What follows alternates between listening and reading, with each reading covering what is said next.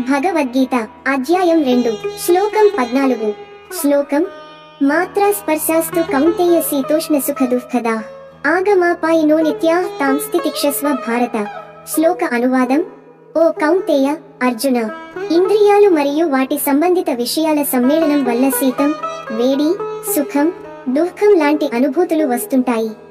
ఇవి వస్తే పోతాయి. అవి నిత్యమైనవి కావు. అందువల్ల ఓ భారత నీవు వాటిని సహించు. భావార్థం మన శరీరం మన ఇంద్రియాలు బయటి ప్రపంచాన్ని అనుభవిస్తాయి. వేడిగా ఉంటుంది, చల్లగా ఉంటుంది, సుఖంగా ఉంటుంది లేదా బాధ కలిగిస్తుంది. కానీ ఇవన్నీ తాత్కాలికమే, వస్తాయి, కొద్దిసేపు ఉంటాయి, పోతాయి.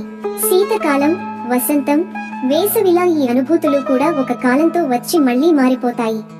తాత్విక సందేశం శ్రీకృష్ణుడు ఇక్కడ చెప్తున్నది మనసును నిశ్చలంగా ఉంచడం, సహించగల శక్తిని పెంపొందించుకోవడం అవసరం. ఇంద్రియ అనుభవాలను తాత్కాలికమైనవిగా చూడు. వాటితో మన చిత్తం కలసిపోకూడదు. అవి మన శాశ్వత స్వరూపమైన ఆత్మ కాదు. ఉదాహరణ, ఒక తరంగం సముద్రపు మీద అలగే వస్తుంది, మళ్ళీ పోతుంది, కానీ సముద్రం మిగిలిపోతుంది. అలానే మన భావోద్వేగాలు తరంగాల్లాంటి అనుభూతులు మాత్రమే. జీవిత అన్వయము మన జీవితంలో సుఖం వచ్చినా గర్వపడకూడదు, దుఃఖం వచ్చినా విచారించకూడదు. ఇది కూడా మారిపోతుంది అనే బోధన మనసులో వేసుకోవాలి.